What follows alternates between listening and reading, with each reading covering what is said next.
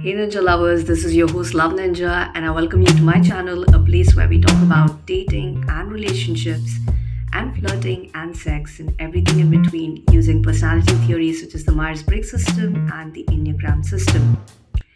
As promised, I'm here to deliver another sexy psychoanalysis. And our subject of interest happens to be Simran Singh and the unique style of seduction she chooses to lure her victim, Raj Malhotra, both of them protagonists of one of the greatest romance movies of all time, Dilwale Dulhania Le Jayenge. Yes, that movie that your suddenly awakened liberal zeitgeist mind of the third millennium called sexist, but that you shamelessly lapped up in the 90s as a kid.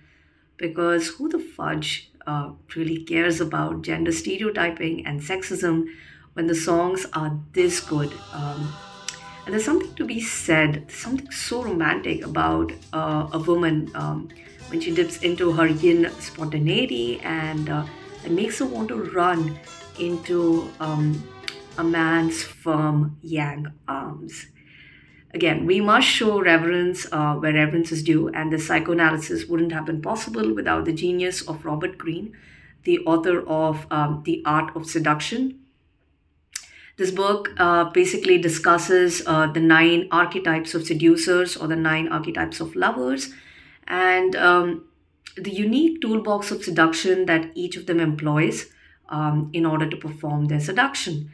Um, so, this book is super duper helpful, and you should give it a serious read because that's when you can find out your seduction print that is unique to you and what type of a person you become when you're trying to flirt with someone, you're trying to get their attention, and you're trying to get them to be madly in love with you or feel mad attraction for you.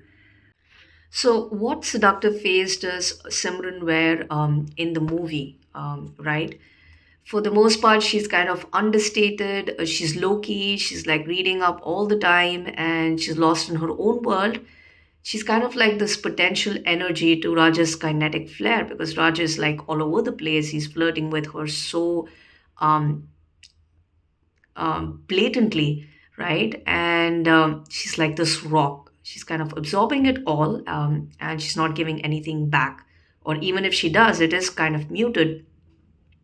But anywho, except for the drama that her long flowing mane sucks you in, that is, when she's not low key. Um, what's the one thing that you remember about Simran years after you watched that movie, right? Aside from that skimpy sheer that she dances in the pouring rain and she's kind of soaking wet. And no, she doesn't look vulgar, neither does she look sexy. The adjectives that you would use for her are like cute and adorable. And that, folks, is the biggest clue if you need to crack Simran's seduction print, right? So, aside from that rain song, it's that introductory scene where Simran kind of sits down with her mother and confides to her that she wants romance and she only wants to be she wants to be in love with the man she's destined to marry, and that is the only motivation that we can glean from Simran. And it's special because it kind of grew out of her childhood fantasies, right? So Simran, so the scene kind of establishes the fact that Simran is idealistic, she's romantic, she wants to reach for something that is unreachable um, and something unattainable, but she doesn't think that this goal of hers is unreachable or unattainable because all of us get a shot at love, right? And all of us get to marry the person that we love. So she tends to view this world as this beautiful place where lovers stare into each other's eyes until they find the dark side of the moon. So she's kind of dreamy, she's innocent, and she's pure, and she reminds us of that golden age, that golden time when We were pure and we were sweet and we were dreamy and we were innocent and we were only 17 and we thought that we could get anything we wanted, even love, because surely love is the reason why people date each other, and love is the only reason why people marry each other. But Simran is not 17. She's 21 or 22 in the movie, right? She's about to graduate from college. But you get the point. She's not hardened yet. She wants to live out her fantasies. And it is her innocence, her purity, that makes her fit the archetype that RG calls the natural, right? The natural seducer. So, what does our boy RG have to say about the natural seducer? What type of a lover is a natural? Let's find out. So, they are natural not only because they're childlike and they're innocent and they have this youthfulness about them, but the fact that they are themselves. They don't try to be somebody else. They are their natural selves. Almost as if they didn't grow out of their childhood, right? Whatever persona they held on to as children. So Simran has almost no affectations about her. She's not trying to look cool for Raj. She's not trying to look smart for Raj. She's not trying to look charming for Raj, right? What you see is what you get.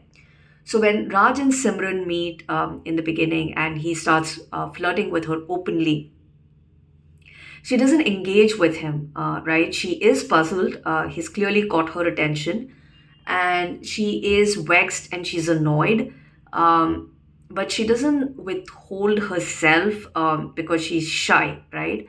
Um, that's not the reason. That's not the only reason. She doesn't want to care too much. So she goes back to reading her book, doing her own selfish thing. Um, and there's almost this disconnectedness to her because she gets pulled back into her own inner world, which is rich with her own fantasies and her dreams and things that she likes to do. And this is the type of reaction you would expect from, drum rolls please, children, right?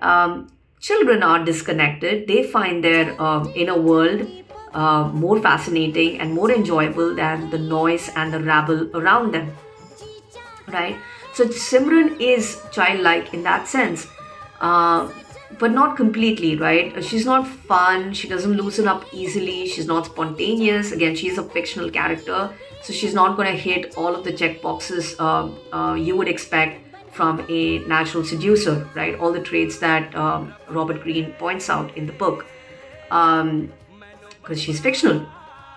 But overall, IMO, she is a natural seducer because she is innocent and she is pure and she is dreamy. And but how does that make her seductive, right? I mean, for one, she is a challenge for Raj because she doesn't lap up his attention easily. She plays hard to get, which means he has to up his game. He has to come up with a new strategy, right? And that's what makes this so exciting for Raj because the stakes are so high. So the rewards are even better. So this conflict between them obviously creates a lot of sexual tension between them, which is good, right? Because that's what you want. You don't want to be a BFF. Anywho, secondly, it's the fact that naturals carry their childhood innocence into their adulthood. They don't quite grow out of it, whether they're in their 20s or their 30s or their 40s. And somehow, when we meet them, we're kind of awestruck by this behavior, right? We're intrigued, and because how the fudge can they not change when life has surely thrown curveballs and straight balls at them and fractured them and splintered them just like it has us, right? How can they be children, or how can they be childlike and hold on to these fantasies that we find so ridiculous and so preposterous? And how can they look at the world through these rose colored glasses, right? And hope for that ideal love or that ideal lover, and that fairy tale romance? It doesn't make sense. And it's this irrationality that seduces us, right? They behave in unexpected ways. So it's fascinating, and we covered them because we want their youthfulness, their innocence, their fantasies, their dreams, no matter how preposterous they are, to rub off on us. Why? Because we are adults, we've been hardened by life, and we are jaded, our minds are jaded, and we want something to spark our jaded minds. We want that excitement. We have stopped dreaming, we've stopped believing, we've become too practical in our ways, right? We're too stuck in our ways. And so practicality is anti seductive, and naturals are not practical, and so they are seductive to us. Thirdly, it's also the fact that they are so adorable, they are so lovable, they are so vulnerable, they're so helpless that we naturally feel like shielding them, like protecting them from life's fuckery, right? As we would do our children, right? Because we want to preserve that innocence about them. We don't want them to lose it because there's magic in that innocence. And we want to be transported into their magical worlds, right? We want to be awed. We want to dream with them because they charm us, and we want to be charmed by their innocence, and we want to be seduced. And they are unreal. Um, and the unreal is seductive because real life and taxes and chores and bills and the office are anti seductive. So naturals kind of recognize this, and so they kind of over exaggerate their childish qualities, right? They kind of play up or key up that innocence, that helplessness, because they want us to protect them, and they want to draw out our sympathies for them, right? Because the logic is really simple. As children, all of these traits surely helped us get attention, helped us persuade and charm our the adults in our life, the authority figures, to do our bidding, right? To take care of our needs, to fix our problems. Um, and so these traits kind of rewarded us when we were children. So why should we discard these traits when we're adults? It doesn't make sense at all, right? Um, because all of these traits are continuing to give us that positive feedback, are drawing people into our lives, and helping us navigate all the myriad challenges that life throws at us. So coming back to Simran, Raj obviously likes her because she's innocent and she's shy and she's a potential virgin bride, right? But there's more. Remember the first half and all of the times Simran cries through the first half. For instance, that scene where she misses the train while she's on vacation in Switzerland, and she's so lost. She wants Raj to help her. She cries for help, literally, right? And that scene where she mistakenly believes that she's had drunken sex with Raj and in a hotel room. And when she's interrogated by the Swiss police, they clearly want her to furnish her documents. And she begs and pleads with them to let her go because she's lost her passport, she's lost her money, right? She's so lost, she's so desperate and helpless, and she needs someone to find solutions to her problems and her many predicaments because life is unfair, right? And why should she be trying to find solutions when she's clearly taking its blows and she's still hurting? So she needs help, and here's Raj offering help to her because that's how Raj flirts, right? By being useful um, to his lady love. All right. So all she wants is for someone to understand her and to keep her safe. And it is clear that Simran is begging for a rescuer, and Raj happens to be a rescuer, right? He finds fulfillment in that role. So that's the attraction that Raj and Simran have. And that again, folks, is how naturals seduce because they're so lost, they're so misplaced in a sense in this cruel, cruel, heartless world, we sort of feel parental towards them. We want to guard them, protect them, shield them, keep them safe from this merciless and severe world, just as we would our children. That's not to say that Simran is only a crybaby or only a woman child, right? She could be those things, but then she would be insufferable. But there's more to her, almost like a dichotomy, because there is this need for independence, even though she's kind of stuck in this carton of conventionality, right? Um, because her only ambition seems to be to marry a man, but she wants to do it on her terms, her way, right? She wants to fall in love with whoever she's going to marry. So while she may be in a box of conventionality, when she agrees to her dad's decision, um, which is that he wants her to get married to this Neanderthal who thinks that a woman's only job is to serve her husband. And should he find a sassy wife and not a subservient wife, he wouldn't complain because sassy women bring their sass to bed and crank up the heat. So anyway, Simran is in this carton of conventionality, but she doesn't want to break out of it. She just wants to wiggle it from time to time. And wiggle it, she does in her own way, right? When she taps into her innocence, her purity, the strength of her desires and her fantasies, and her ability to draw sympathy from people. So, in the first half, there is this scene where she wants to go on that Euro trip she's been yearning for because she's just about to graduate from college. And her father clearly declines or doesn't permit her from going on that trip because he just has a singular purpose for her, which is she needs to graduate from college and go to India and get married to this random stranger that he's chosen for her. So what Simran does is she kind of uses her natural seduction on her father, right? And how does she win his sympathy?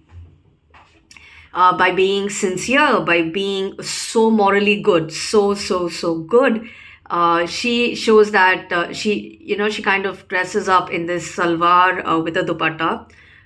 So she's this vision of purity and chastity, and she kind of devotes herself to prayer. And her dad walks in on her, and he notices her that she's kind of um, like praying to God so sincerely, and she wins him over in that moment, right? She's good, she's a good child, and he's proud that he's raised her because she is the virtue Indian women in the West ought to strive for, right?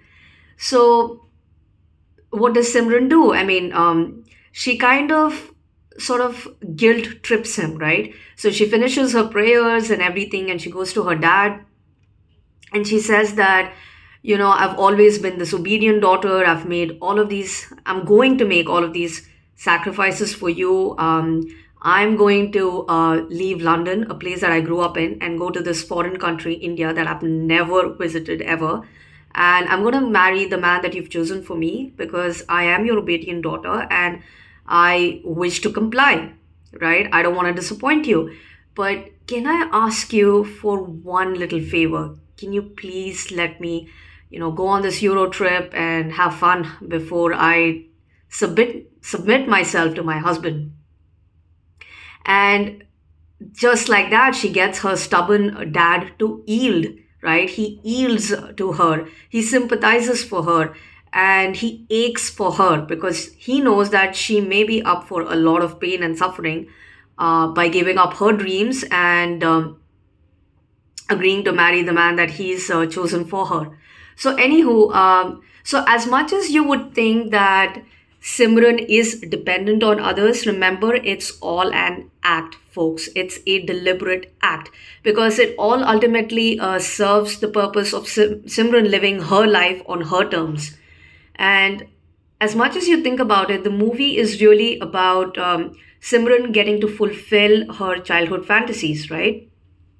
And almost every character in the movie sort of extricates themselves from their problems to manifest her dreams. So she holds the reins and she is in control, even though for the most part you would think that she's giving away her control to her dad, to her mom, to Raj, and all of these external players. But anywho, Simran is not a woman child, absolutely not.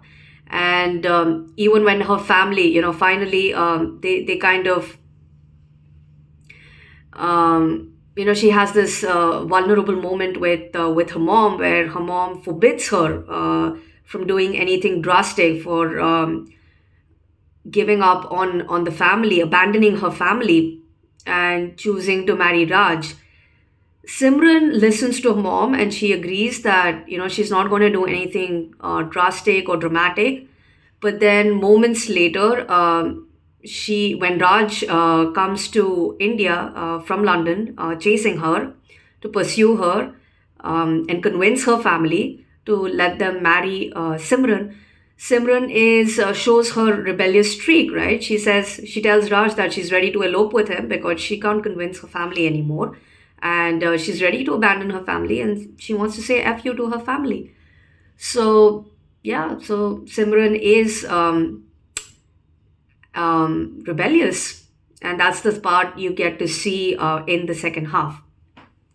So hopefully I provided a nuanced understanding of the natural lover or the natural seducer, and you were able to see the manipulations or the manipulative tactics that they use in the context of social relationships. If you haven't watched part 1 of this video where I suss out Raj Malhotra's seduction style, I would highly encourage you to take a look at that and learn about another seductive archetype called the charmer, because that's who Raj plays in the movie. He's a charmer, right? Again, if you want to find out what your seduction style is, I'm dropping a link in the description box below to a quiz that you can take to find out whatever seducer you are and understand yourself better.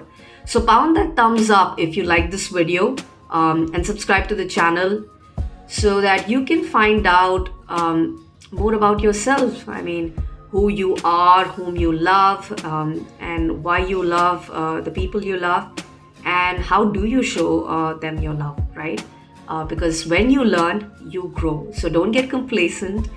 Love you, love me, and love Ninja.